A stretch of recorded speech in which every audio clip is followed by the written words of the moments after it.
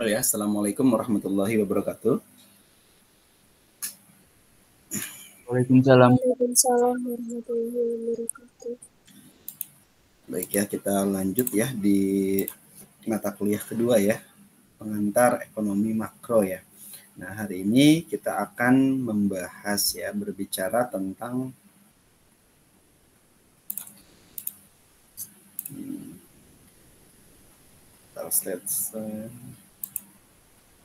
peranan pemerintah dalam ekonomi makro ya. Sudah terlihat slide saya? Sudah, Pak. Oke, sudah saya record juga ya? Sudah. Baik, kita bicara hari ini tentang peranan pemerintah dalam ekonomi makro ya. Peranan pemerintah dalam ekonomi makro ini, pertama kali saya ingin menjelaskan juga ini berasal dari sesuatu hal yang memang hubungannya menjadi PR kita ke depan. Ya, karena berbicara tentang, di awal kita berbicara tentang pengangguran ya, nanti di sini juga akan muncul permasalahan-permasalahan apapun yang berhubungan dengan peranan pemerintah di dalam ekonomi makro ini. Karena berbicara keseluruhan berarti berbicara bagaimana caranya mensejahterakan masyarakat, mensejahterakan semuanya agar ekonomi makro ini secara makroekonomi Indonesia terus meningkat sejahteranya dari tahun ke tahun. Maka yang pertama kali yang kita bahas adalah tentang pengangguran. Berbicara masalah tingkat pengangguran ini adalah jumlah orang yang menganggur ya dalam persentase tenaga kerja. Dalam persentase tenaga kerja di sini berarti secara otomatis ya, yang berhubungan dengan apapun di sini kita tentang tenaga kerjanya itu berapa orang yang akan bekerja dan akan mereka punya pekerjaan. Kadang-kadang kan ini terjadi gap ya antara jumlah penerima kerja dalam hal ini dan mencari kerja itu tidak seimbang. Nah, makanya banyak orang yang pencari kerjanya dibandingkan yang kerjanya gitu. Ini yang menjadi PR kita yang berhubungan dengan apapun di situ tentang hal-hal dengan masalah pengangguran di sini. Pengangguran dan penyebabnya di sini ada beberapa macam jenis pengangguran ya. Yang pertama ada yang namanya pengangguran friksional. Pengangguran friksional ini adalah pengangguran yang disebabkan oleh fungsi normal dan pasar tenaga kerja. Ya, dengan adanya pengangguran yang disebabkan oleh fungsi normal dari pasar tenaga kerja, biasanya menunjukkan adanya masalah kecocokan kerja, keahlian dalam jangka pendek di sini. Nah, ini tergantung nih dengan berhubungan dengan seseorang atau apa yang pengangguran ini yang berhubungan dengan keahliannya itu dia tidak sesuai ya dengan dia kuliah, dengan dia punya keahlian atau dia punya skill. Ini yang dikatakan sebagai penganggurannya adalah pengangguran friksional. Nah, dengan pengangguran friksional ini, biasanya tenaga kerja itu mencari kerja tergantung dari kebutuhan apa yang memang yang di tempat kerja dibutuhkan di situ. Yang penting orang ini mampu dan bisa menjalankan pekerjaannya sesuai dengan job desk-nya atau kebutuhan yang dibutuhkan di tempat kerja tersebut gitu. Kedua, ada yang namanya pengangguran struktural. Pengangguran struktural di sini adalah pengangguran yang disebabkan oleh adanya perubahan struktur perekonomian yang mengakibatkan banyaknya kehilangan pekerjaan dalam industri tertentu. Nah, ini biasanya terjadi pada perekonomian yang memang misalnya terjadi resesi atau kemarin terjadi pandemi COVID-19 ya, yang menyebabkan di sini ada perbedaan-perbedaan yang memang menyebabkan mereka banyak yang kehilangan pekerjaan mereka dalam industri tertentu. Bahkan banyak juga yang dirumahkan atau mungkin gajinya separuh gaji dan sebagainya ya, karena memang kebutuhan pada waktu itu dan memang berbagai macam permasalahan yang di pandemi COVID ini semua mengalami pemunduran atau dikenal dengan nama resesi ya. Resesi yang terjadi ini adalah mengakibatkan adanya krisis moneter yang menyebabkan semua aspek dan kehilangan semuanya berhubungan dengan kesejahteraan tentang bagaimana negara ini untuk bisa terus maju, terus dia optimis ya, untuk dia bisa terus mensejahterakan warganya dalam hal ini masyarakatnya. Kemudian yang ketiga ada yang namanya pengangguran siklis. Pengangguran siklis ini adalah pengangguran yang akibatnya tadi resesi dan depresi ya.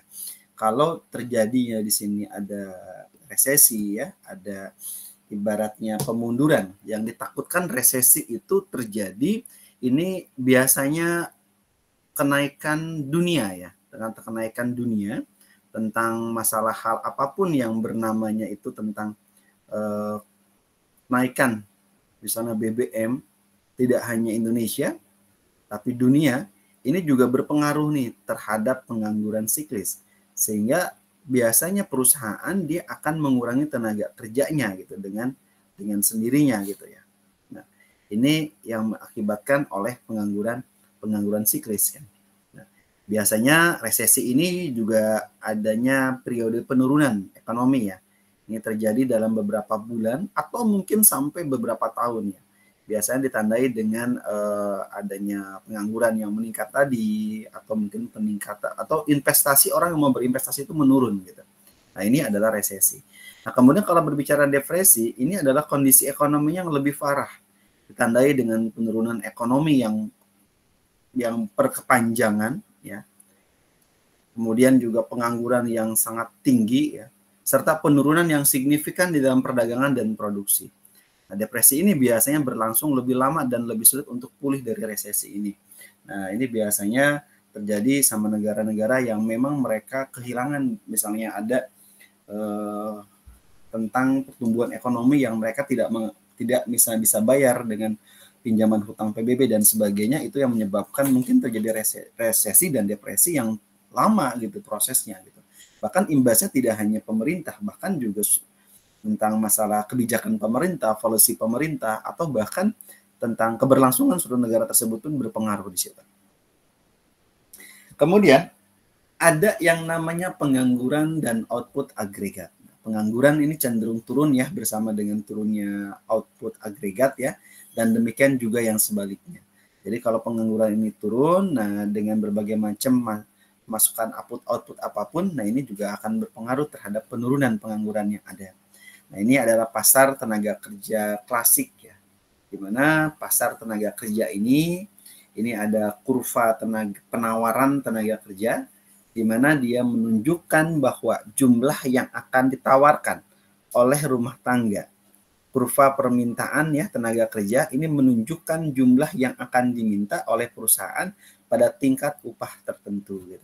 Jadi kalau misalnya dari permintaan di sini antara kurva permintaan tenaga kerja dengan jumlah yang diminta berapa di sini. Ini adalah berapa banyak tenaga kerja, unit of labor, berapa tenaga kerja yang ada di sini, adalah bagaimana range-nya nih tentang rate-nya upah di sini kan. Nah, wage rate di sini. Upahnya berapa? Dan ternyata di sini terjadi dari satu kebutuhan tenaga kerja mulai dari L0 ke L1 ini ada penurunan nih. Ini kan L0 kan berarti labor mula-mula sampai dengan labor ke 1, artinya ada penurunan di sini. Atau penurunan dari gaji yang mereka turun nih, gaji yang pertamanya di W0 ya, kemudian gaji mereka turun di ke W1. Nah, ini adalah penurunan. Ini adalah pasar tenaga kerja klasik yang memang penurunannya terjadi akibat berbagai macam hal gitu. Mungkin karena pandemi COVID-19 kemarin, ya itu juga mengakibatkan bahwa gaji dari karyawan itu bisa dipotong sesuai dengan kemampuan perusahaan itu untuk bisa bertahan di dalam keadaan pandemi itu.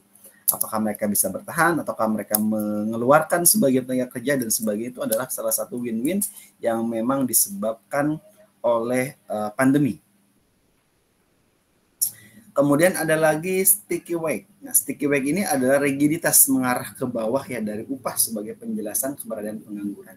Nah, ini juga berbicara upah, bahwa yang namanya ada penurunan upah dan sebagian keberadaannya, nah otomatis orang-orang yang bekerja juga otomatis akan dikurangi tenaga kerjanya, jadi mengakibatkan terjadinya pengangguran. Kemudian ada lagi penjelasan upah ya relatif ya atas pengangguran.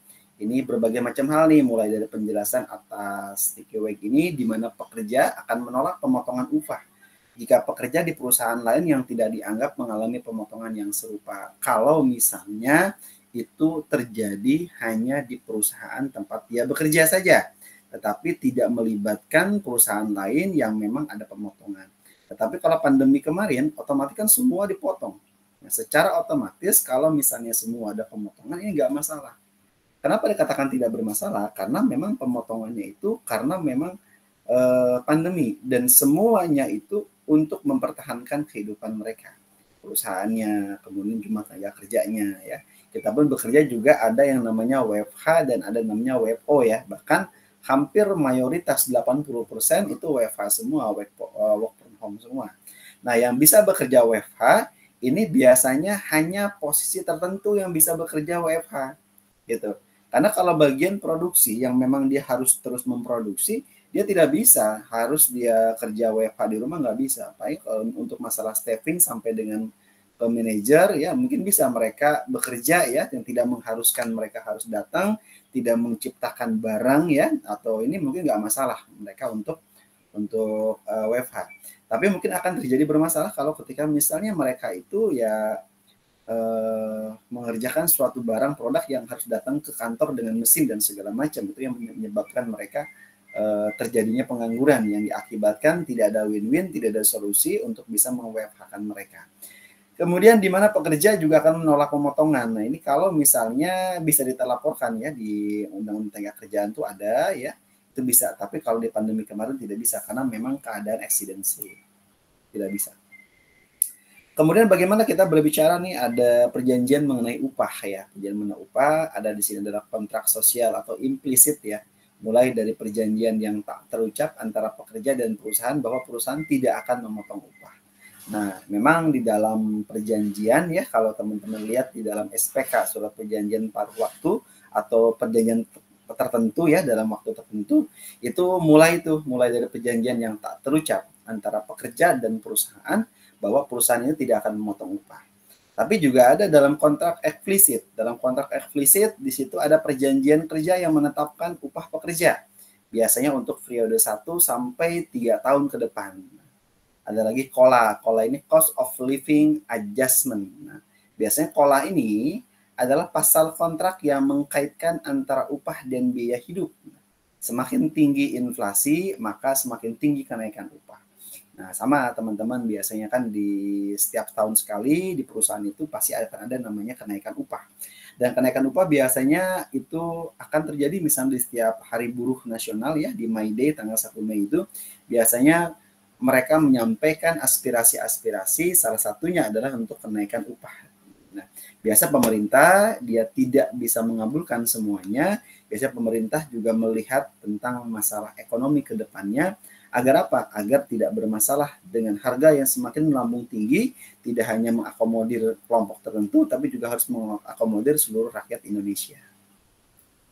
Nah, kemudian ada lagi teori upah efisiensi, di mana dia mengenai pengangguran ini, di mana produktivitas pekerja meningkat sesuai dengan tingkat upah yang didapatkan, sehingga perusahaan melihat insentif untuk memberikan upah di atas tingkat upah pasar. Nah, ini kalau misalnya di perusahaan tersebut mampu memberikan upah di atas UMR ya, dan kemudian tenaga kerjanya pun dianggap bahwa dengan upah yang semakin tinggi, kemudian mereka juga di freesure ya, kemudian ditekan dan mereka juga ibaratnya memberikan kontribusi lebih terhadap perusahaannya. Ini boleh-boleh saja, tergantung dari kemampuan dari perusahaan itu sendiri.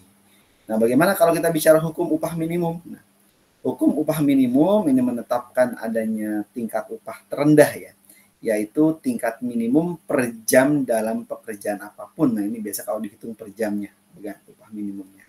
Nah, kemudian kita di sini berbicara juga dengan tingkat pengangguran dan inflasi, di mana naiknya output pemasukan agregat ya, dia menurunkan tingkat pengangguran, dan demikian sebaliknya keterhubungan negatif antara tingkat pengangguran dan tingkat harga. Tentunya tingkat pengangguran ini seiring pencapaian output kapasitas menaikkan tingkat harga secara menyeluruh.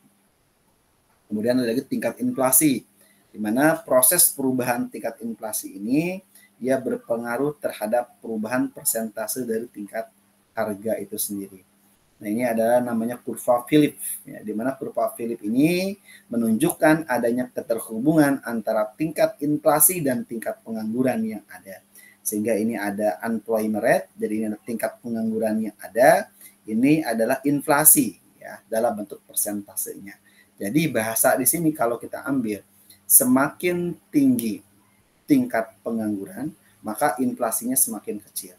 Dan berbalik, semakin kecil tingkat jumlah pengangguran, maka inflasi semakin tinggi. Gitu. Karena pemerintah melihat secara makro, secara berapa jumlah penganggurannya, berapa inflasi, berapa kenaikan, dan segala macam. Nah, sehingga kebutuhan harga barang pokok dan kebutuhan biaya hidup itu bergantung terhadap jumlah pengangguran dan tingkat inflasi di suatu negara. Kemudian ada lagi trade-off antara pengangguran dan inflasi ya. Nah, ini ada trade-off ya, jangka pendek antara inflasi dan pengangguran. Namun ada faktor lain selain pengangguran, yaitu juga yang mempengaruhi inflasi.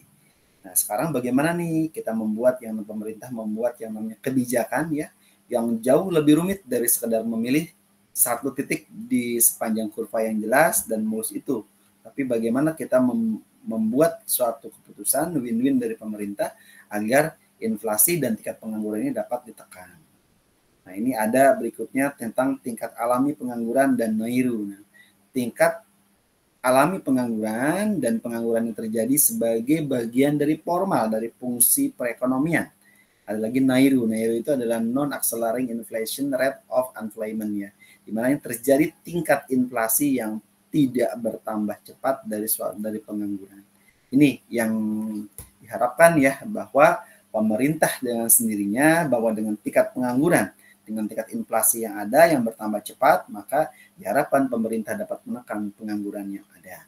Nah, kembali ke peranan makro bagaimana Pak? Peranan makro kita berbicara masalah peran pemerintah, di mana peran pemerintah ini dibutuhkan ya karena perekonomian yang tidak secara efisien ini menghasilkan barang atau jasa yang mengoptimalkan kepuasan dari masyarakat. Kemudian ini terjadi juga kegagalan pasar yang merupakan muara dari tidak tercapai kegagalan pasar. Nah, bagaimana nih efisien?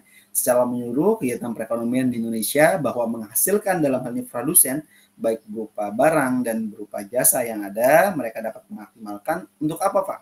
Untuk tujuannya mencapai kepuasan dari masyarakat itu sendiri. Nah, menurut Richard ya, dia mengatakan bahwa ada peranan pemerintah di dalam perekonomian. Jadi pemerintah berperan dalam 3 hal ini ya. Ada pemerintah berperan sebagai peran stabilisasi di situ. Peran sebagai stabilisasi. Kemudian pemerintah juga perannya sebagai redistribusi pendapatan. Kemudian peran pemerintah juga sebagai peran alokasi sumber daya gitu kan. Nah, bagaimana sekarang peranan pemerintah di dalam stabilisasi ya. Dalam stabilisasi bahwa peranan pemerintah di dalam ekonomi makro ini dia berbicara tentang ada nggak sih upaya pemerintah untuk mengurangi fluktuasi ekonomi termasuk dalamnya terjadi resesi dan inflasi yang berlebihan. Nah, maka peran pemerintah dalam stabilisasi ekonomi dia meliputi berbagai macam peran. Yang pertama ada yang namanya peran kebijakan fiskal gitu ya. Apa sih Pak kebijakan fiskal? Kebijakan fiskal ini pemerintah memiliki kebijakan bahwa pemerintah boleh menggunakan kebijakan pengeluaran dan pajak untuk merangsang pertumbuhan ekonomi atau mengurangi inflasi. Contohnya ada pengeluaran publik ya untuk infrastruktur dan program stimulus gitu. Nah, ini adalah kebijakan fiskal gitu. Kemudian kedua ada juga pengaruh dengan kebijakan moneter, di mana bank sentral dalam hal ini menggunakan kebijakan suku bunga dan pengendalian pasokan uang ya untuk mengatur tingkat inflasi dan mengendalikan terjadinya resesi. Nah, ini kalau terjadi resesi kan ngeri ya, karena dia otomatis kita ada krisis moneter ya, tentang penurunan semua bermasalah tentang banyak hal yang tidak bisa diselesaikan dengan resesi ini dan mengakibatkan bahwa negara nanti akan lebih berat akan terjadi krisis moneter seperti yang tahun 98 itu. Kemudian yang ketiga bagaimana Pak? Kebijakan pengangguran. Pemerintah dapat memberikan insentif ya bagi pencari kerja atau pelatihan keterampilan ya untuk mengurangi tingkat pengangguran ini selama resesi itu bagaimana. Kemudian yang keempat adalah menggunakan perlindungan konsumen. Melalui regulasi dan perlindungan konsumen, pemerintah dapat membantu mencegah fluktuasi harga yang berlebihan dan melindungi konsumen dari praktik bisnis yang merugikan itu apa. Ini peran dari stabilisasi pemerintah. Kelima, ada lagi kebijakan perdagangan, di mana pemerintah juga punya peran stabilisasi dalam perdagangan, yaitu pemerintah dapat menggunakan kebijakan perdagangan untuk memperkuat adanya sektor ekonomi ya tertentu dan mengurangi dampak fluktuasi harga global ya. Sehingga dengan adanya stabilisasi ekonomi, peran pemerintah ini dia untuk menciptakan kondisi ekonomi yang stabil yang memungkinkan adanya pertumbuhan ekonomi yang secara berkelanjutan dan penciptaan lapangan kerja serta mencegah ketidakstabilan yang merugikan dari masyarakat itu. Itu yang berhubungan dengan peran stabilisasi. Jadi banyak ya yang berhubungan dengan peran, yang berhubungan dengan stabilisasi. Nah, kemudian berikutnya ada yang namanya peran kedua, adalah peran retribusi pendapatan. Pendapatan ini berarti pemerintah dapat apa aja nih dari pendapatan, dari mana aja nih pemerintah dia mempunyai pendapatan-pendapatan atau pemasukan-pemasukan dia untuk membiayai yang namanya kebutuhan negara atau operasional dalam suatu negara itu. Nah, peran distribusi pendapatan di sini. Nah, berarti apa nih Pak gunanya? Fungsinya bagaimana? Fungsinya itu dia untuk mengurangi kesenjangan. Adakan kesenjangan-kesenjangan yang ada antara kelompok-kelompok ekonomi yang berbeda dan mempromosikan adanya keadilan sosial. Ini dilakukan melalui berbagai macam kebijakan dan program yang dirancang untuk mengalihkan pendapatan dari kelompok orang yang lebih kaya ke kelompok orang yang lebih kurang atau miskin gitu ya. Beberapa contoh misalnya peran distribusi pendapatan, misalnya satu, adanya pajak progresif. Nah, pajak progresif ini, pemerintah mengenakan pajak dengan tarif yang semakin tinggi untuk pendapatan yang lebih tinggi. Nah, ini berarti bahwa orang yang memiliki pendapatan lebih tinggi, dia membayar proporsi yang lebih besar dari pendapatan daripada orang yang pendapatannya lebih rendah. Anda punya sepeda motor 3, nah berarti kena pajak progresif tuh. Anda punya mobil 4, nah itu punya pajak progresif kalau namanya masih atas nama Anda sendiri gitu kan. Nah, karena memang aturannya orang yang dia punya kelebihan dalam hal ini punya lebih dari satu, maka pajaknya kena pajak progresif ya. Kemudian yang kedua, ada yang namanya program bantuan sosial. Peran bantuan sosial ini bagaimana dalam hal ini pemerintah ya. Dia menyediakan program tunjangan pengangguran atau berupa bantuan makanan ya, ada mungkin bantuan kesehatan ya, dan bantuan pendidikan kepada kelompok yang membutuhkan untuk memenuhi kebutuhan dasar mereka. Ya kan kalau kebutuhan makanan kan bisa bansos ya, bantuan sosial yang didapatkan ya dari pemerintah, kemudian juga bantuan kesehatan ya BPJS itu yang ada kesehatan ya. Jika misalnya mereka tidak mampu bayar iuran, mereka tinggal menggunakan KIS ya yang memang dibiayai sama pemerintah gitu di situ. Nah, kemudian juga ada lagi bantuan pendidikan dengan adanya beasiswa-beasiswa yang diberikan oleh pemerintah atau bantuan-bantuan lain yang memang tujuannya berguna untuk meningkatkan atau kecerdasan generasi penerus bangsa ke depannya. Yang ketiga, ada kebijakan upah minimum juga sama nih. Kebijakan upah minimum atau UMR yang teman-teman biasanya dapatkan dari tempat kerja teman-teman. Bagaimana pemerintah itu bisa dapat menetapkan UMR ya dalam hal ini yang layak untuk pekerja yang memungkinkan mereka untuk hidup di atas garis kemiskinan. Itu adalah upah minimum ya. Kemudian yang keempat adalah bagaimana ada peranan yang berikutnya adalah dengan pengeluaran publik misalnya, pengeluaran pemerintah. Pemerintah dengan dia menginvestasikan dalam infrastruktur misalnya kan, investasikan dalam bentuk layanan kesehatan, bangun rumah sakit pemerintah, bangun puskesmas dan sebagainya, bahkan bangun sekolah, bantuan sekolah, universitas dan yang lainnya, pendidikan misalnya, dan program lainnya yang memberikan manfaat langsung kepada masyarakat, terutama mereka yang kurang mampu. Ini peranan dari pengeluaran publik. Yang kelima ada yang namanya substitusi barang-barang penting. Nah, barang-barang penting ini memberikan subsidi ya, subsidi kepada barang-barang yang penting seperti makanan, energi, atau transportasi, BBM ya, untuk mengurangi beban biaya hidup masyarakat kelompok yang lebih miskin di sini. Sehingga retribusi pendapatan ini, kalau kita garis bawahi, dia memiliki tujuan untuk memperbaiki ketidaksetaraan ekonomi dan memastikan bahwa semua anggota masyarakat dia memiliki akses yang adil terhadap kesempatan yang ada dan sumber daya yang ada. Itu adalah peran retribusi pendapatan. Kemudian peran ketiga adalah bagaimana nih peran alokasi sumber daya.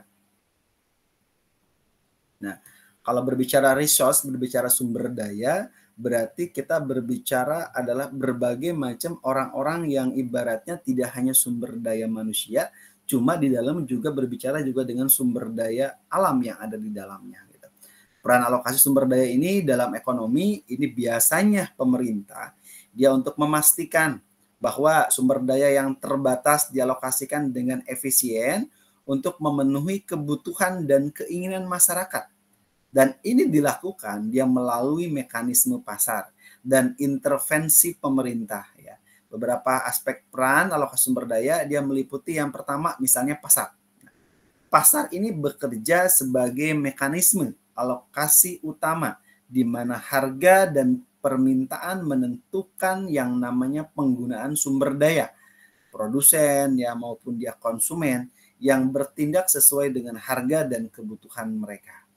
Nah, itu adalah yang pertama adalah pasar. Yang kedua, tentang namanya pengaturan harga. Bagaimana nih pengaturan harga? Pemerintah ini dapat dia menggunakan kebijakan harga seperti pajak atau subsidi ya untuk mengarahkan penggunaan sumber daya ke sektor-sektor tertentu ya atau untuk mengurangi dampak negatif pada lingkungan atau pada masyarakat.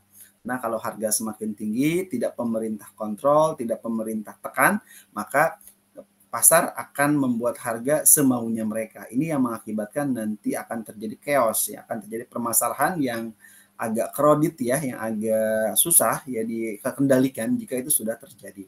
Makanya pemerintah biasanya di awal dia menekan dulu sebelum sampai turun di harga pasaran sudah naik melebihi batas dari kebijakan atau harga tertentu yang ditetapkan oleh pemerintah.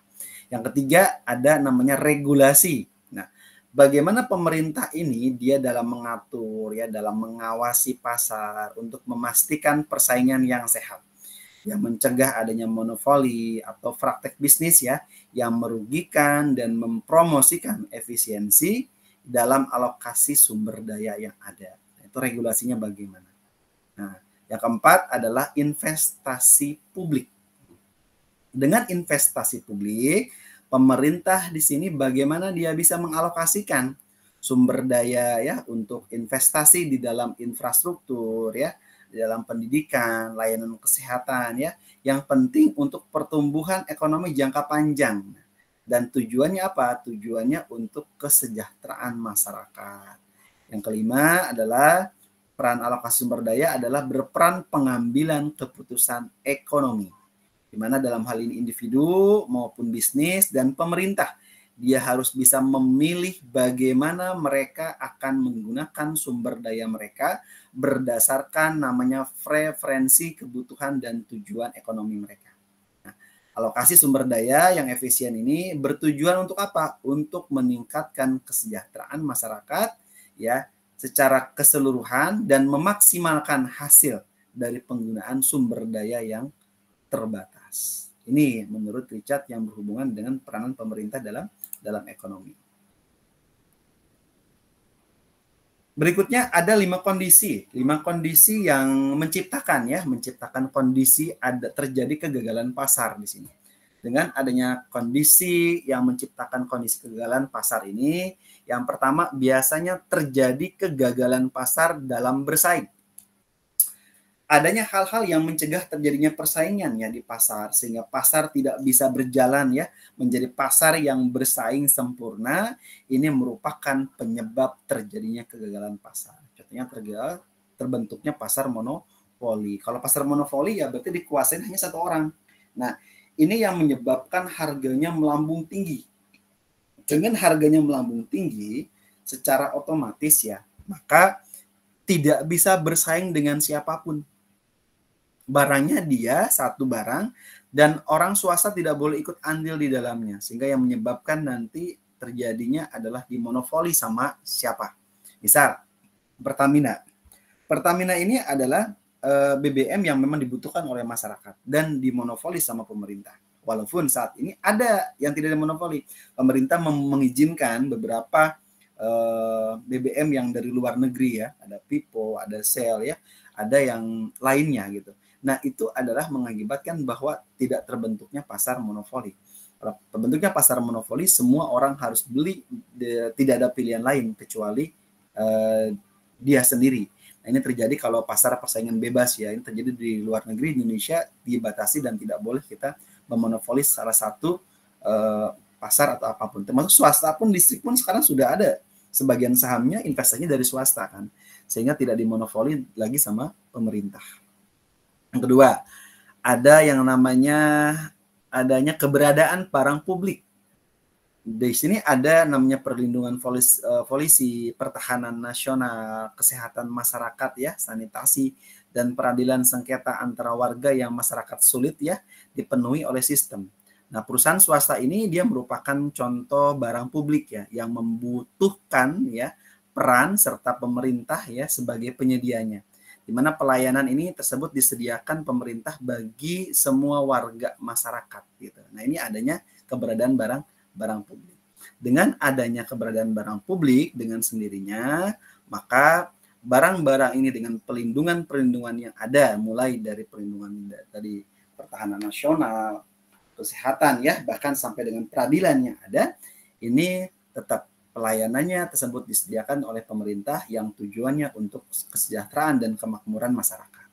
Yang ketiga, adanya eksternalitas yang diciptakan oleh pelaku ekonomi.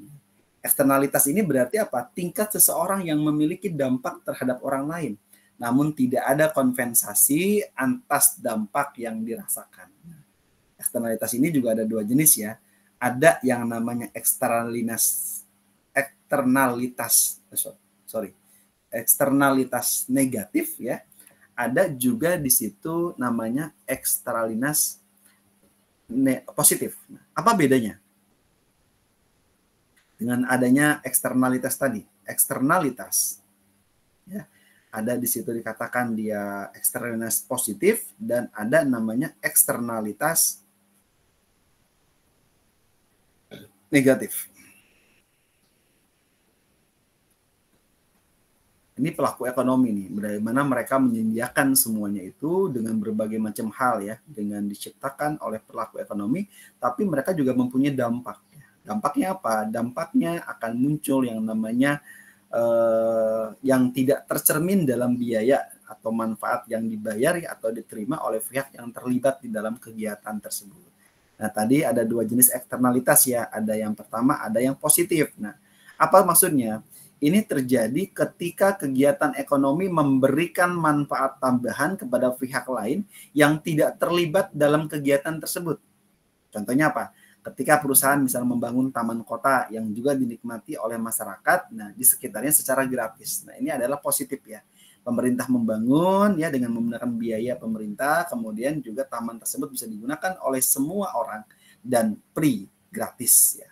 Kemudian yang kedua ada namanya eksternalitas negatif. Nah, ini terjadi ketika kegiatan ekonomi yang menyebabkan dampak yang merugikan bagi pihak lain yang tidak terlibat di dalam kegiatan tersebut. Contohnya, dia menghasilkan polusi udara yang dihasilkan dari pabrik itu dan mengakibatkan merugikan kesehatan masyarakat penduduk setempatnya. Nah, makanya dengan adanya eksternalitas negatif dan positif ini, kita membutuhkan yang namanya penanggulangan eksternalitas positif dan negatif ini. Nah, ini juga bisa dilakukan dengan berbagai macam cara yang ada. Yang pertama bisa dengan menggunakan pengenaan pajak ya, pengenaan pajak atau subsidi. Nah, jika kita untuk pengenaan pajak untuk menginternalisasi eksternalitas, pemerintah dapat memberlakukan pajak pada kegiatan yang menghasilkan eksternalitas negatif atau memberikan subsidi kepada kegiatan yang menghasilkan eksternalitas positif. Kedua, Bisa juga dengan regulasi lingkungan. Nah, pemerintah juga bisa nih dapat mengatur adanya standar emisi gas karbon ya, dan mengurangi polusi udara atau polusi air ya, menetapkan batasan-batasan lain ya untuk mengurangi dampak negatif ya pada lingkungan yang ada. Gitu. Yang ketiga bisa dengan menggunakan adanya perjanjian dan insentif. Nah, pemerintah juga dapat mendorong kesepakatan antara pihak-pihak yang terlibat untuk memperhitungkan eksternalitas dalam keputusan ekonomi mereka. Misalnya pihak swasta dapat menerima insentif ya di sini untuk mengurangi adanya polusi dan memberikan manfaat sosial. Sehingga tujuan adanya penanggulangan eksternalitas ini adalah untuk menciptakan adanya insentif bagi pihak-pihak yang terlibat untuk mempertimbangkan dampak ya mereka pada orang lain dan lingkungan, sehingga apa? Dapat menghasilkan adanya alokasi sumber daya yang lebih efisien dan memperbaiki kesejahteraan secara keseluruhan. Itu adalah eksternalitas yang diciptakan oleh pelaku ekonomi. Yang keempat, kita berbicara adanya kegagalan informasi atau informasi yang tidak sempurna yang tidak kita dapatkan secara utuh gitu ya. Nah, ini adanya informasi yang tidak sempurna, ini juga ikut mendorong pemerintah untuk ikut namanya mengintervensi pasar.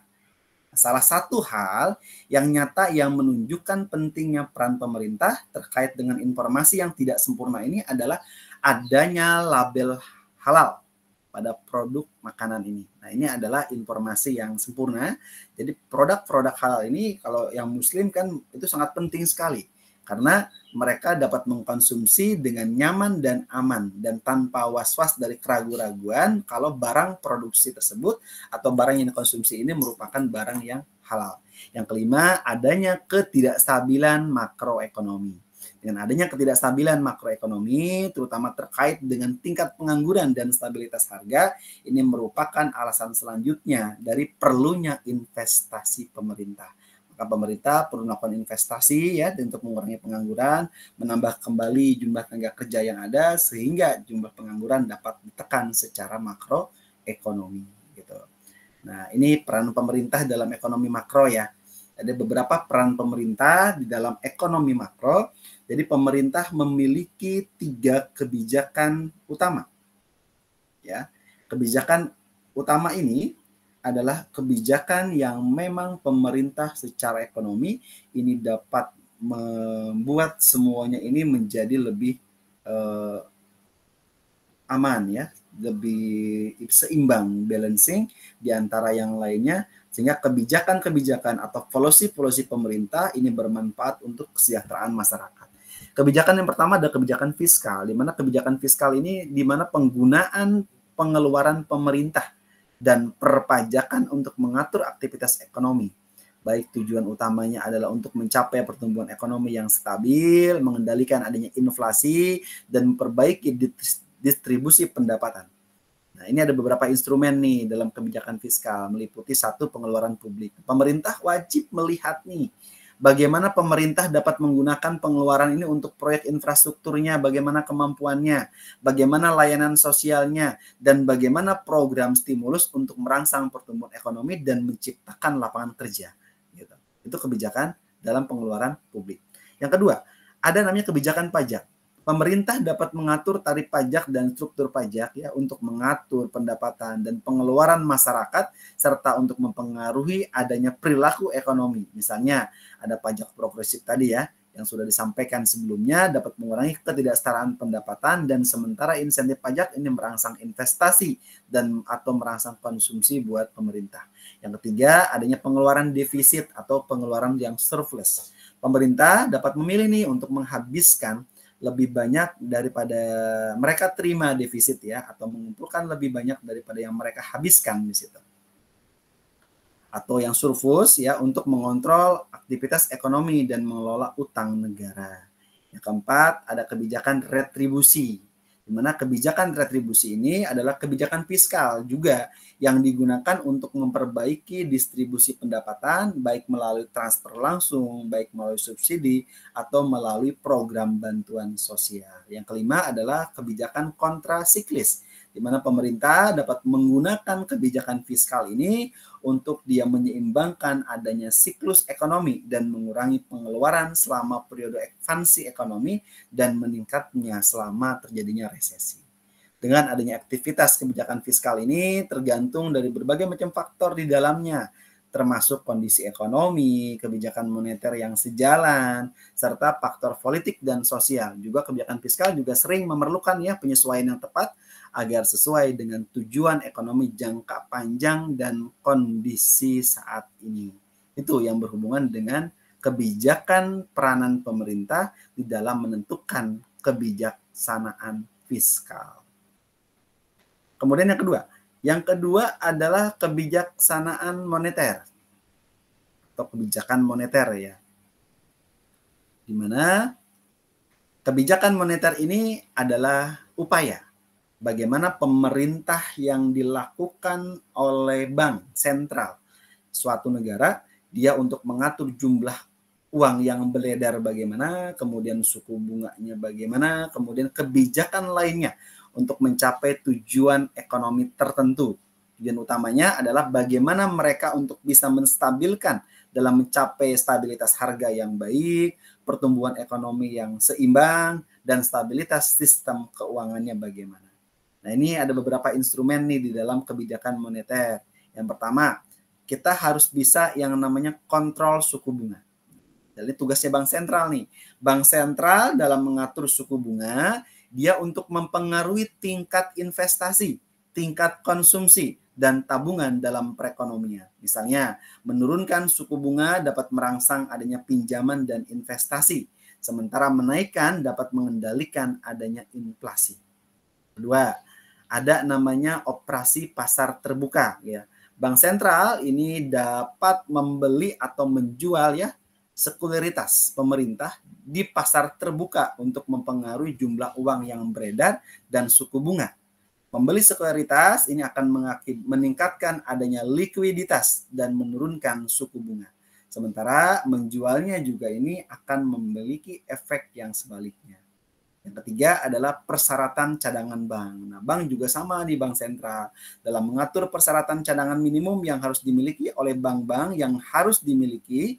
Nah, ini sebagian dari upaya untuk mengendalikan jumlah uang yang beredar di dalam perekonomian. Yang keempat adalah kebijakan kredit. Nah, di mana bank sentral ini dapat memperlakukan kebijakan kredit ya dengan mempengaruhi adanya ketersediaan dan biaya pinjaman bagi bank dan lembaga keuangan lainnya. Yang kelima adalah kebijakan komunikasi. Bank sentral juga seringkali menggunakan komunikasi dengan publik ya dalam hal ini untuk memberikan sinyal tentang arah kebijakan moneter yang akan diambil sehingga memberikan kejelasan pada pasar dan perilaku ekonomi. Kebijakan moneter ini juga memiliki tujuan untuk menciptakan kondisi ekonomi yang stabil dan seimbang dengan inflasi yang terkendali, suku bunga yang moderat, dan pertumbuhan ekonomi yang berkelanjutan.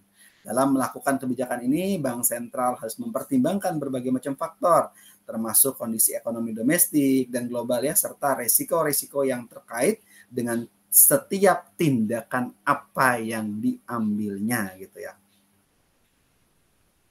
Kemudian yang ketiga, ada namanya kebijakan ekonomi internasional. Ini peranan pemerintah yang ketiga. Di mana peranan kebijakan ekonomi internasional adalah dia merupakan serangkaian langkah yang diambil oleh suatu negara dalam hal ini untuk mengatur hubungan ekonomi dengan negara lain dan mempengaruhi perdagangan khususnya investasi keuangan internasional. Tujuan utamanya adalah bagaimana dia bisa mempromosikan pertumbuhan ekonomi, meningkatkan kesejahteraan masyarakat, dan melindungi kepentingan nasional. Ada beberapa aspek kebijakan ekonomi internasional meliputi yang pertama adalah kebijakan perdagangan. Yuk, negara bagaimana dapat mengadopsi kebijakan tarif ya, kebijakan kuota impor atau perjanjian perdagangan bebas untuk mengatur adanya aliran barang dan jasa antar negara. Tujuannya bisa beragam ya, mulai dari melindungi industri dalam negeri hingga sampai meningkatkan akses ke pasar luar negeri. Yang kedua ada kebijakan mata uang. Ini mencakup keputusan terkait dengan nilai tukar mata uang nasional. Intervensinya adalah bagaimana pasar dalam hal ini valuta asing dan pengangguran instrumen keuangan ya untuk mengatur adanya stabilitas nilai tukar. Yang ketiga, ada yang namanya kebijakan investasi. Dengan kebijakan investasi adalah negara dapat memiliki kebijakan untuk memfasilitasi atau menghambat investasi asing. Termasuk dalamnya ada regulasi investasi langsung asing ya, atau dikenal dengan nama FDI ya, dan perlindungan hukum bagi investor asing. Yang keempat, ada namanya kebijakan hutang dan keuangan internasional. Ini mencakup manajemen hutang luar negeri, partisipasi dalam lembaga keuangan internasional seperti adanya IMF ya, ibaratnya apa namanya dana moneter internasional ya, dan Bank Dunia gitu, serta pengelolaan resiko keuangan secara global. Yang kelima juga ada namanya kebijakan pengembangan ya internasional, di mana kebijakan pengembangan internasional ini negara dalam hal ini menerapkan kebijakan untuk membantu negara-negara yang berkembang melalui bantuan luar negeri, transfer teknologi, dan kerjasama pembangunan. Kebijakan ekonomi internasional ini dapat menjadi instrumen penting dalam mencapai tujuan ekonomi dan politik suatu negara. Namun, keputusan-keputusan dalam kebijakan ini seringkali dipengaruhi oleh dinamika politik domestik ya dan hubungan antar negara serta faktor-faktor ekonomi global yang kompleks. Itu adalah 3 kebijakan yang berhubungan dengan kebijakan peran pemerintah dalam ekonomi makro. Gitu. Oke, ini yang memang ini jadi tugas teman-teman nanti di pertemuan keempat. Nanti tugasnya share di Edlink ya. Nah ini masih teman-teman saya suruh membuat makalah ya tentang bebas, silahkan pilih aja. Mau tentang kebijakan fiskal, mau tentang kebijakan moneter, mau tentang kebijakan ekonomi internasional, atau peranan pemerintah dalam ekonomi makro ya.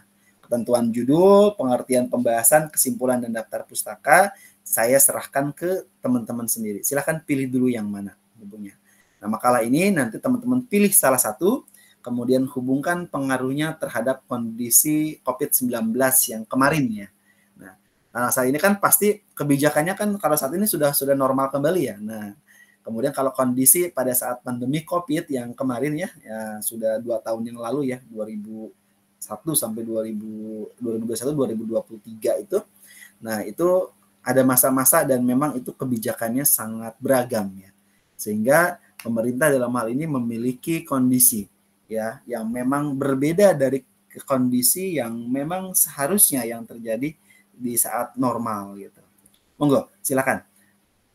Sampai sini, silakan jika ada sharing atau pertanyaan dipersilakan.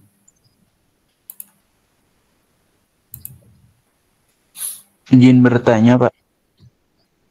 Sebentar. Atau kita absen dulu ya, takut saya lupa sebentar ya. Oh iya, baik, silakan. Dulu ya, takut nanti ini. Nanti kalau lupa enggak ini. Saya absen dulu.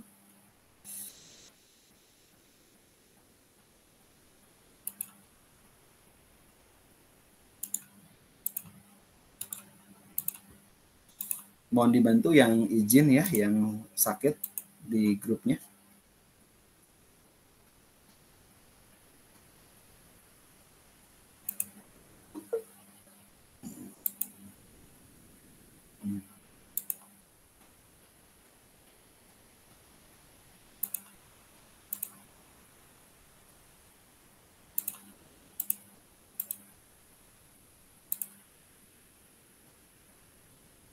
Dian Rahmat Nugraha ada? Dian Rahmat Nugraha? Nggak ada? Sakit atau izin atau apa? Kurang tahu ya, Pak. Sepertinya beliau itu konversi ya, Pak. Konversi ini ya. Di grup juga belum. Hadir, Pak. Maaf. Oh, ada hadir. Hadir, Pak. Ada Maaf. apa? Oke, tolong bersuara ya. Rohmat Info, Hidayat. maaf. Lagi toilet. Ya. Hadir, Pak, hadir. Hadir. Yuda Pratama. Izin, Pak. Izin. Haryanto. Hadir, Pak. Hadir. Sapitri Aliani. Hadir, Pak. Indah Carina Dwi Kanto. Hadir, Pak. Yusliandi Muhajirin Fahrizal. Izin, Mbak. Oh, izin. Teti Novianti, Sama izin, Mbak. Suherman, Hadir Pak. Andini Meliana Sari. Andin, ada Andin? Ada kabar nggak? Ini ada Pak hadir, Pak. Ada.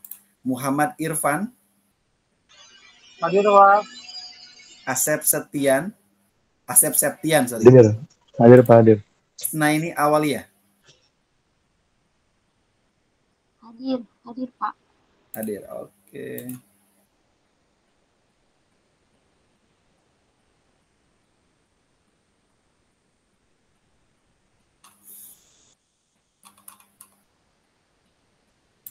Pak, ada yang mau angkat tangan, Pak. Sebentar. Kita absen dulu. Nanti saya suka lupa, biasanya udah main tutup aja. Oke, ini yang kelas yang satunya. Pak, Satu maaf lagi. nama saya nggak ada ya Pak? Iya, ini ada 2 kelas sebentar. Jadi ini baik, antara Pak. akuntansi sama manajemen terpisah kelasnya. Jadi absennya ini ada 2 kelas sebentar.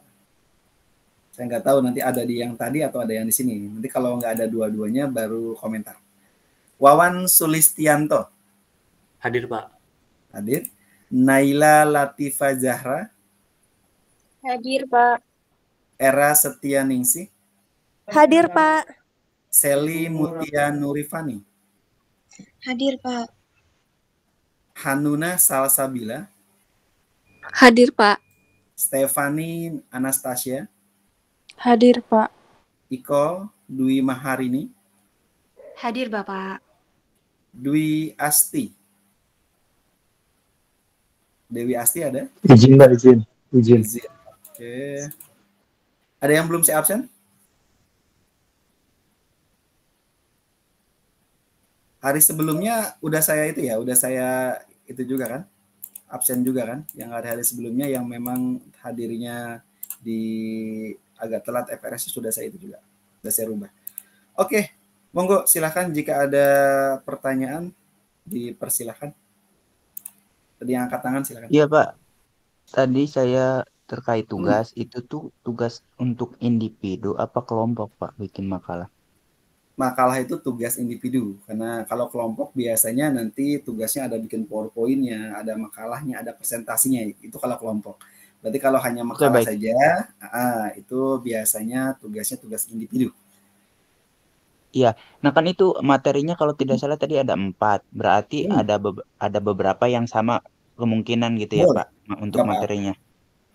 Jadi kan, atau mau saya tentuin, ya, bebas aja lah, teman-teman silakan milih aja, nanti biar bebas aja.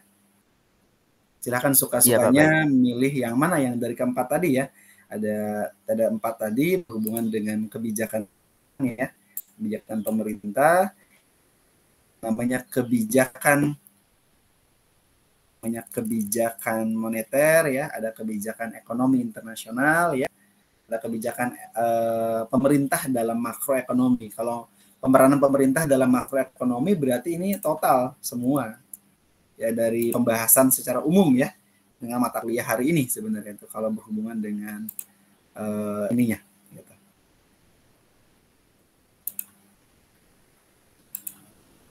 Silakan ya, kalau itu nggak apa-apa. Pilih aja bebas ya, nggak usah saya tentuin. Atau kalau mau ini dibuat 3 aja nggak apa-apa sih kalau misalnya ini. Karena kan kalau Anda milih yang nomor 4 itu kan secara otomatis semua.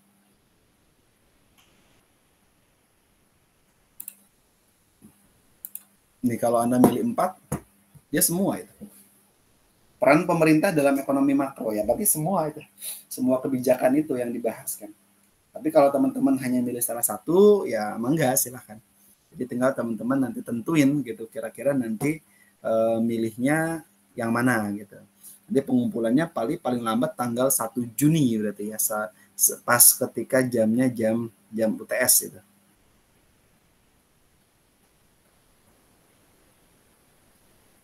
Iya Pak, ya baik. Berarti untuk materinya sendiri bisa pilih yang mana saja 1, 2, 3 sama 4 gitu ya. Kemungkinan Betul. untuk materi 4 itu mencangkup semuanya yang 1, 2, 3. Seperti itu ya Pak? Betul, betul, betul. Iya. Jadi kalau Iya, mau baik. lengkap dari kesemuanya dibuat umum ya berarti nomor 4.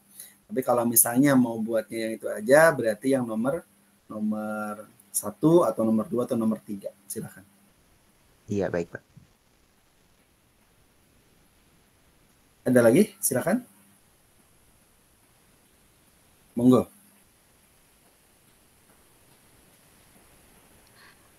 Baik Pak Arif, terima kasih atas kesempatan yang telah diberikan. Izin bertanya terkait kebijakan pemerintah dalam menentukan pajak pertambahan nilai atau PPN, Pak. Seperti yang informasi yang beredar, kalau tidak salah nanti kan per Januari 2025 untuk tarif PPN sendiri kan akan dinaikkan dari 11% ke 12% ya Pak ya. Padahal yang kita tahu kenaikan dari 10% ke 11% itu belum berumur 2 tahun, baru April tahun 2002 kemarin. Nah, dengan naiknya PPN, tentu kan kita sebagai konsumen ketika akan membeli sesuatu jadi lebih mikir 2 kali gitu kan Pak. Wah, ini bayar pajaknya aja 12% nih. Tentu dari diri kita yang sendiri seperti itu, pastikan masyarakat secara umum akan menurun gitu ya Pak, atau lebih menahan diri dalam memberi sesuatu yang berarti menurunnya daya beli dari masyarakat itu sendiri. Nah, mungkin kalau orang awam seperti kita berpikiran bahwasanya mungkin nih pemerintah naikin PPN dalam rangka meningkatkan pendapatan negara gitu ya Pak. Tetapi dengan PPN dinaikkan kan justru daya beli dari konsumen itu sendiri menurun. Nah, apa pertimbangan pemerintah dalam meningkatkan tarif PPN itu sendiri Pak? Apakah maksudnya sudah dipertimbangkan dari sisi masyarakat nanti daya belinya seperti apa atau gimana? Atau seperti apa Pak? Gitu sih pertanyaannya Pak, terima kasih. Oke, baik, terima kasih. Ya, karena kalau berbicara masalah pajak itu berat ya. Pajak itu diberikan oleh semua warga masyarakat ya. Mau ibaratnya dia orang kaya ataupun orang yang kurang atau yang biasa aja gitu. Mereka wajib bayar pajak ya. Beda dengan zakat ya. Kalau zakat yang diberikan oleh orang kaya untuk yang kurang gitu ya, untuk yang kurang mampu gitu. Jadi pajak ini yang memang berbeda gitu ya dari ininya. Nah, ada beberapa macam hal ya dengan pemerintah ya isunya ya. Kemarin kita sudah naik ya, kenaikan pajak kita sudah naik ya, dari pajak kita yang dulunya 10 menjadi 11%. Nah, tadi ini akan ada isu kembali di tahun ini atau mungkin di akhir tahun atau mungkin tahun depan sudah akan berlaku naik kembali jadi 12% ya. Makanya kalau Anda, tapi yang pajak ini yang kerasa banget sebenarnya tuh daya beli masyarakat itu kalau kita belanja-belanja di supermarket ya. Karena dia pajaknya pasti dibebankan ke konsumen saja. Karena kelihatan di situ. Apalagi Anda makan di restoran ya, Anda bayar pajaknya udah langsung terpotong tuh kan. Anda ngeluarin dana hampir 300.000 sekali makan, 30.000 tuh buat pemerintah. Kalau 11% 33.000 ya kan. Nah, kalau 12% berarti dari 300.000 berarti udah sekitar 36.000 buat pemerintah. Itu untuk satu kali makan untuk perorangan gitu ya. Dan pajak ini dibandingkan dengan pajak PPh ini lebih besar dibandingkan dengan pajak yang lainnya. Karena pajak PPN itu diberikan adalah pajak pertambahan nilai ketika kita terjadinya transaksi pembelian. Dengan transaksi pembelian yang ada, mau tidak mau pajak itu akan mengikat, ya, bahkan akan tercatat dan kita akan dipotong langsung di situ. Nah, sehingga pemerintah secara otomatis udah langsung dapat. Dan kenapa pemerintah meliriknya ini? Karena ini yang paling banyak transaksinya. Dan orang-orang menengah ke atas juga otomatis mereka tidak akan terlalu berat ya dengan kenaikannya gitu. Cuma kalau kita masih melihat daya beli masyarakat dengan kenaikan harga, dengan adanya inflasi dan sebagainya, ini adalah kepiawaian kita selaku warga negara yang kita terus ingin menahan diri untuk belanja atau kita meningkatkan pendapatan kita. Gitu. Kalau kita dengan meningkatkan pendapatan kita, secara otomatis kita tidak berpikir berhemat, tapi kita berpikir bagaimana mencari side job lain, mencari sampingan lain untuk memenuhi kebutuhannya. Karena pasti dari tahun ke tahun itu akan terus adanya kenaikan gitu kan. Bahkan sampai di negara luar itu pajak sudah nyampe dengan berapa persen itu udah lebih tinggi dibandingkan dengan Indonesia gitu ya. Kenaikan tarif pajak ini dengan menjadi 11 jadi 12% ini dapat memiliki dampak negatif nih. Benar tadi informasinya ya, bahwa otomatis teman-teman yang daya beli konsumen ini pasti akan menurun, baik berupa barang ataupun berupa jasa ya.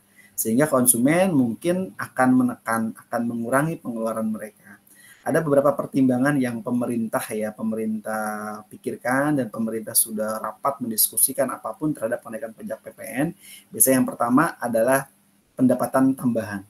Nah, sama halnya dengan kita ya selaku orang yang memenuhi kebutuhan hidup kita, yang sudah berkeluarga memenuhi kebutuhan keluarga, kita kan bagaimana menaikkan pendapatan. Gitu. Kalau negara bagaimana menaikkan pendapatan, salah satunya dengan menaikkan pajak kan. Dengan menaikkan pajak maka pendapatannya akan meningkat selain dari hasil-hasil BUMN dan perusahaan-perusahaan lain yang milik pemerintah yang mereka dapatkan dari devisa negara dan sebagainya. Salah satu yang paling gampang pendapatan tambahan ini kalau pajak itu kan seluruh rakyat Indonesia. Kalau devisa negara misalnya yang kerja di luar negeri itu kan hanya terbatas, hanya beberapa orang yang ininya. Tapi kalau ini ibaratnya kecil tapi seluruh rakyat Indonesia, berarti kan lumayan besar juga kan. Yang tadi saya bilang, Anda sekali makan Rp300.000. Pajaknya 12% misalnya, berarti kan 36.000 tuh satu orang per sekali makan gitu ya, atau mungkin Anda makan bertiga atau berdua gitu ya, sekali makan kali berapa ratus ribu orang, bahkan jutaan orang di Indonesia yang sekali makan di jam yang sama, kemudian di jam makan malam dan sebagainya, dan di hari berikutnya kali 30 hari kali dengan 12 bulan, itu kan lumayan kenaikannya. Jadi kenaikan ini, tarif pajak PPN ini otomatis tambahan pajak bagi pemerintah ini akan meningkat ya. Dan ini dapat digunakan katanya sih untuk membiayai berbagai macam program-program publik ya. Dan mengurangi defisit anggaran yang ada. Karena anggaran sekarang meningkat. Dengan anggaran meningkat, dengan program-program pemerintah yang infrastruktur yang ditingkatkan, secara otomatis ya ini butuh duit lebih, butuh dana lebih. Sehingga dibebankan ke rakyat Indonesia. Yang kedua adalah bagaimana penyelarasan keuangan. Pemerintah juga mungkin perlu nih menaikkan pajak untuk memenuhi kebutuhan keuangan negara. Seperti adanya negara juga punya kan yang namanya hutang. Nah, hutang negara itu ya dan pembiayaan layanan publik lain yang lebih penting itu kan harus dibayar. Utang negara adalah utangnya utang barang-barang gitu ya, utangnya utang negara bukan utang personal gitu.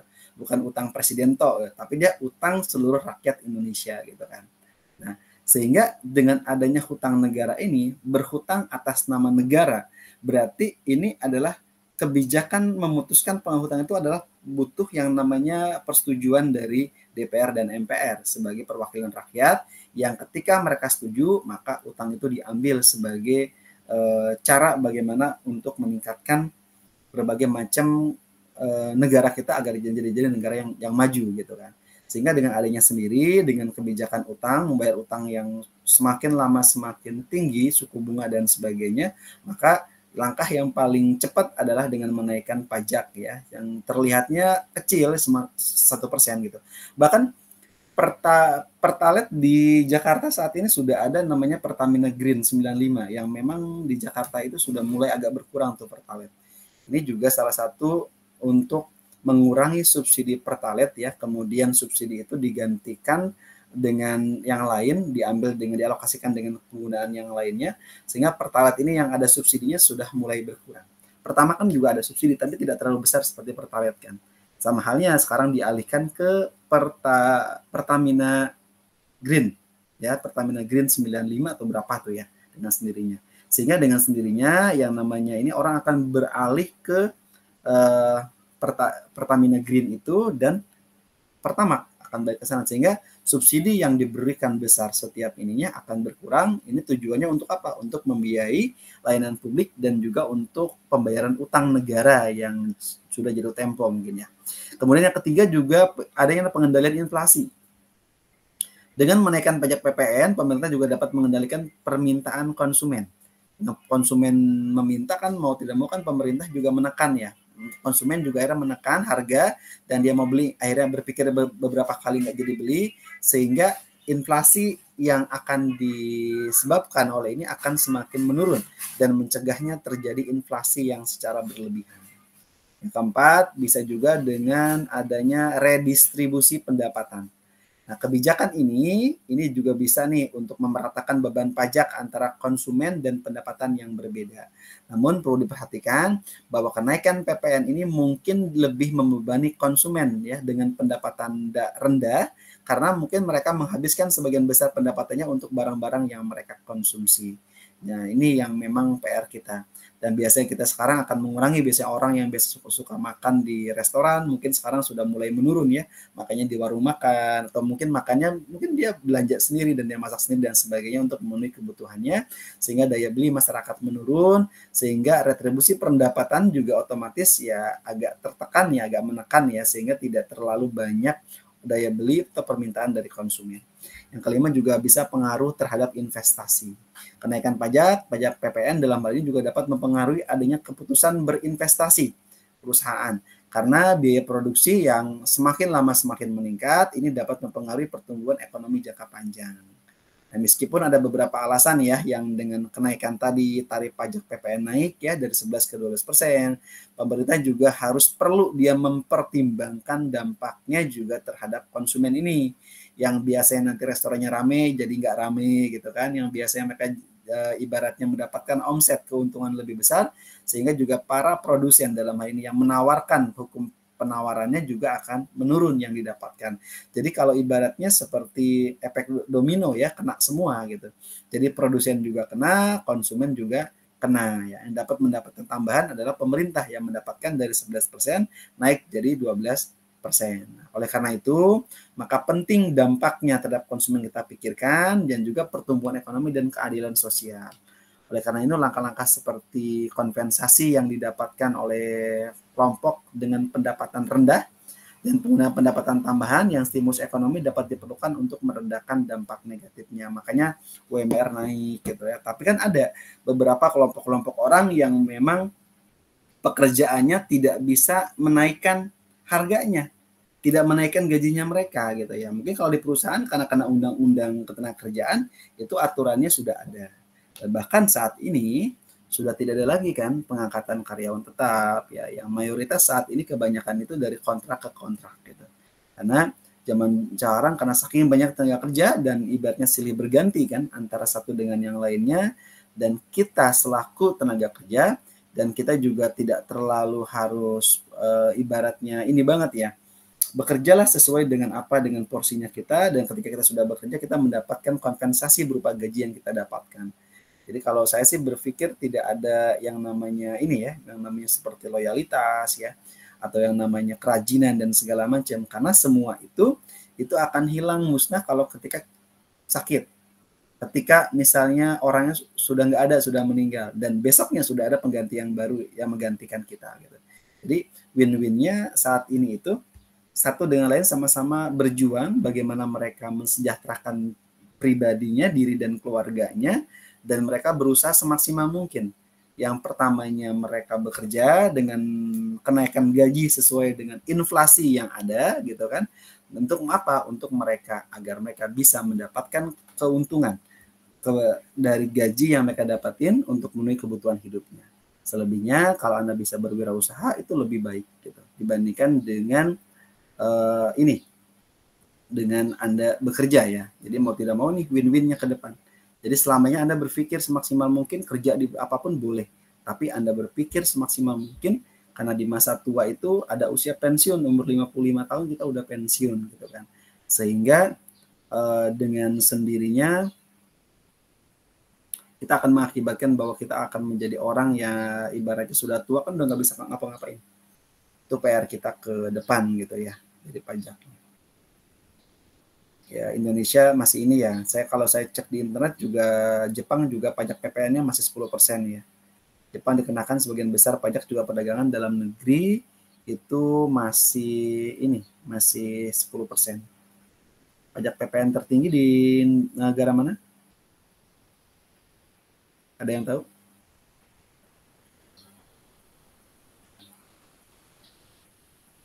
Sok monggo yang mau itu. Siapa tadi yang ini? Ryzen. Silakan.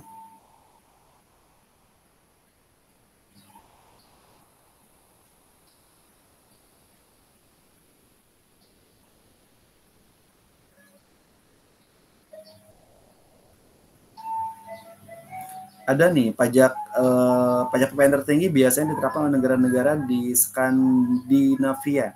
Mereka ini juga di Swedia dan Denmark seringkali memiliki tarif pajak PPN tertinggi di dunia. Swedia ini sudah punya pajak PPN-nya sebesar 25%. Sementara Denmark juga memiliki pajak PPN sebesar 25%. Gitu. Namun perlu dicatat, pajak PPN tertinggi dapat berubah dari waktu ke waktu ya, tergantung dari kebijakan fiskal dari suatu negara. Nah, Swedia itu paling tinggi, hampir 25%. Indonesia saat ini dari 10 ke 11, 11 akan ke 12%. Monggo, silakan. Ada lagi pertanyaan? Dipersilakan. Satu lagi Pak Arief. Boleh. Terkait tadi di pembahasan presentasi, kalau tidak salah ada slide yang kegagalan harga pasar ya Pak? Nah, di situ tadi kalau tidak salah kan membahas tentang monopoli pasar ya Pak ya? Iya, pasar kalau monopoli. Di Indonesia sendiri PLN itu bagaimana ya Pak statusnya? Karena kalau tidak salah kan di luar negeri untuk industri listrik itu kan juga boleh dari swasta, sedangkan kan kalau di Indonesia sendiri hanya PLN saja gitu. Artinya kalau PLN misalkan secara kinerjanya buruk, masyarakat nggak ada pilihan lain karena dia satu-satunya penyedia jasa di listrik gitu Pak. Itu sah-sah saja atau bagaimana Pak dalam memonopoli pasar industri listrik di Indonesia? Oke, berarti kegagalan pasar ya, yang tadi yang bertanya tentang masalah pasar monopoli ya, yang berhubungan dengan PLN tadi ya. Oke, ini langsung aja nih, Wawan tadi udah berapa kali regen, silakan. Nanti biar saya jawab. Izin komentar Pak. Oh, komentar boleh silakan. PLN bukan satu-satunya perusahaan listrik Pak. Kalau di Cikarang ada Cikarang Listrindo, itu penyuplai listrik juga. Oke, sahamnya juga saat ini kan sudah sebagian swasta ya, sahamnya ya? Setahu saya Cikarang Listrindo swasta Pak. Swasta. Sekarang Listrikindo itu dia masih listriknya penyedia dari pemerintah atau ada saham yang dari keduanya atau bagaimana tuh dari Cikarang Listrindo punya swasta Pak. Punya swasta, full punya swasta 100%. Iya. Yang dia produksi, yang dia ini kan itu kemana aja tuh biasa yang jadi customernya dia? Kebetulan perusahaan saya salah satu customernya Pak di Cikarang. Berarti hanya perusahaan-perusahaan saja atau ada yang lain kayak rumah tangga atau apa gitu? Apa dia hanya lingkungan tertentu atau mungkin harus dari perusahaan atau bagaimana? Setahu saya yang di daerah Cikarang sih Pak. Cuma kurang tahu kalau ke perorangannya. Oke. Berarti kalau daerah Cikarang untuk perusahaan-perusahaan sudah boleh ya menggunakan itu ya, karena mungkin aksesnya hanya di Cikarang aja atau sudah ini, Mas? Kurang tahu ya Pak kalau aksesnya atau gimana. Cuma kalau di Cikarang rata-rata pakai Cikarang Listrindo sih Pak. Kalau dari segi tarif KWH-nya itu mahalan mana tuh Mas kalau itu? Jauh lebih mahal dari pemerintah. Jauh lebih mahal. Jauh lebih Tapi mahal. jauh Cuma lebih dia nggak mahal pernah dari mati pemerintah. lampu. Kenapa itu ada customer? Cuma dia nggak pernah mati lampu Pak. Oh, berarti dia pakai jalur tanah ya? Jalur listriknya melalui tanah? Nggak pakai tiang-tiang kan atas kan? Kemungkinan iya Pak, karena saya nggak ngelihat kabel berserakan sih kalau di kawasan industri. Ya, karena resikonya kalau dia tidak melalui jalur tanah itu ketika hujan petir itu bahaya banget gitu. Karena kan semua koneksi nyala kan. Petir kan otomatis dia melihat suatu hal yang ada arus listrik itu akan lebih berpotensi untuk tersambar gitu ya. Nah, bahkan kalau tidak akan padam lampu secara otomatis, ya saya sih berkeyakinan bahwa itu semuanya itu berada di bawah tanah semua. Karena kalau di bawah tanah kan ketika hujan pun tidak berpengaruh terhadap petir dan segala macam, tingkat keamanan tidak terlalu berpengaruh kan. Cuma bagaimana si kabel itu dibungkus dengan sangat rapi, dengan tidak ada kebocoran dan segala macam, yang mengakibatkan nanti listrik itu terus mengalir, ibaratnya tanpa dengan adanya dengan adanya terbatas waktu, ada pemadaman sementara dan segala macam, itu mungkin yang ininya. Biasanya perusahaan-perusahaan yang memang mereka untuk ke Listrikindo ini juga mereka yang memang harus 24 jam nonstop mereka bekerja mesinnya tanpa mati kayaknya. Karena kalau mesinnya mati mungkin memanaskan kembali mungkin butuh waktu berjam-jam, sehingga mereka berasumsi lebih baik menggunakan itu daripada mereka akan merugi jutaan rupiah, maka ratusan juta rupiah mereka ketika misalnya ada mati listrik dan sebagainya gitu. Itu mungkin yang jadi ininya, pertimbangan-pertimbangan dari PT. Tapi nggak masuk ke rumah tangga ya, karena kalau rumah tangga kan saat ini benar tadi kata Mbak Iko itu kan, jadi memang sudah dimonopoli banget ya, dimonopoli sama pemerintah, karena memang dari tarifnya pun ini listrik Indo pun masih murah pemerintah. Sama dengan Pertamina juga sama ya. Nah, berarti sudah ada sebenarnya pasarnya tidak pasar monopoli, tetapi berarti kebutuhan dari masyarakat ini untuk sampai ke daerah-daerah pelosok ya mungkin belum sampai. Dan perusahaan ini hanya untuk level perusahaan to perusahaan, bukan level dari perusahaan ke rumah tangga gitu. Karena kalau ke rumah tangga kita masih menggunakan listrik yang dengan menggunakan tiang-tiang, dan ketika terjadi hujan, terjadi kebanjiran dan yang lainnya itu ya segera harus dimatikan untuk keamanan bersama gitu kan ininya. Nah, kalau berbicara monggo. Tidak Pak, hanya tanggapan saja. Terima kasih informasinya. Oh, iya. Mas Nawan juga terima kasih. Saya baru tahu kalau ternyata ada perusahaan pembangkit listrik selain PLN. Siap, bahkan Mbak. kalau teman-teman mau bisa juga kan bikin melalui berbagai macam kan ada PLN kan dulu kan ada PLTA, pembangkit listrik tenaga air yang memang diciptakan oleh daerah-daerah sekitar yang memang mereka tidak ada lampu, mereka menyediakan, ada PLTU ya, ada PLTA ya. Bahkan sekarang juga banyak hal-hal yang dengan menggunakan berbagai macam hal tuh untuk penyedia tenaga listrik yang memang dihasilkan dari penemuan-penemuan dan swasta. Mungkin tidak terlalu besar ya gitu ya. Nah, sama halnya banyak juga kalau kita berbicara dengan listrik yang disediakan oleh pemerintah, kemudian ada juga listrik-listrik yang memang berpotensi untuk listrik buatan atau listrik yang memang diciptakan oleh masing-masing ya. Bahkan kalau itu punya bisa membalancing ya di antara semuanya gitu kan. Jadi kalau misalnya kita punya namanya berbagai macam hal ya yang lain ya, seperti mungkin menghasilkan dengan batu bara atau gas alam yang menghasilkan listrik ya, atau dengan menggunakan tenaga matahari kemudian disimpan kemudian jadi listrik dan sebagainya, itu bisa juga dibuatkan. Cuma memang butuh waktu yang sangat mahal juga gitu ya. Ada salah satu perguruan tinggi Unpam juga salah satunya dia punya tuh yang namanya listrik yang memang dikembangkan sendiri, dengan menggunakan bantuan cahaya matahari, sehingga dia bisa beroperasi kampusnya itu dengan biaya yang cukup murah gitu ya. Bahkan dia dengan menggunakan listrik yang cukup besar ya, dengan untuk menggerakkan yang namanya eskalator, untuk menggerakkan lift itu butuh besar, tapi mereka masih menggunakan itu. Nah, itu mereka banyak listrik-listrik yang memang mereka berdayakan sendiri dari hasil usaha dari kampus tersendiri gitu. Jadi sebenarnya tuh kreativitas kita aja. Kita bisa menciptakan berbagai macam kreativitas, berbagai macam inovasi-inovasi baru, yang inovasi itu nantinya bisa bermanfaat tidak hanya untuk penghematan, bahkan juga untuk kebutuhan perusahaan atau perusahaan usaha yang memang nanti bisa membalancing antara banyaknya listrik yang dibutuhkan oleh pemerintah dan mungkin juga bantuan dari yang pemberdayaan sendiri selaku inovasi-inovasi baru gitu.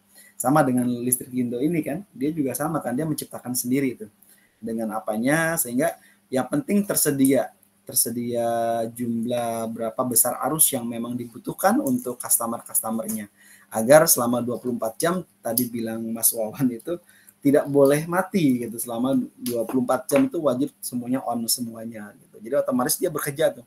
Bagaimana stoknya jangan sampai stoknya habis, jangan stoknya menipis, dan harus tercukupi sampai dengan mereka berpikir dan terus mereka mencari berbagai macam kebutuhan mereka sehingga customer tetap puas dengan pelayanan dari listrik Indo itu salah satunya. Oke, ada lagi? Silakan.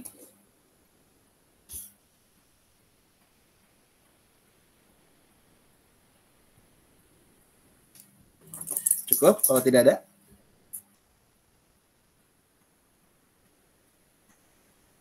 Baik ya, kalau tidak ada kita cukupkan ya sampai di sini. Bahannya akan saya share di Adlink ya beserta dengan tugas yang tadi ya. bukti rekamannya nanti saya download dulu di email saya, nanti baru saya publish di channel YouTube ya. Terima kasih untuk hari ini. Saya akhiri sampai di sini pertemuan kita untuk mata kuliah ekonomi makro ya. Saya akhiri. Assalamualaikum warahmatullahi wabarakatuh. Waalaikumsalam. Waalaikumsalam warahmatullahi wabarakatuh. Terima kasih atas dukungan Pak Arif. Monggo silakan.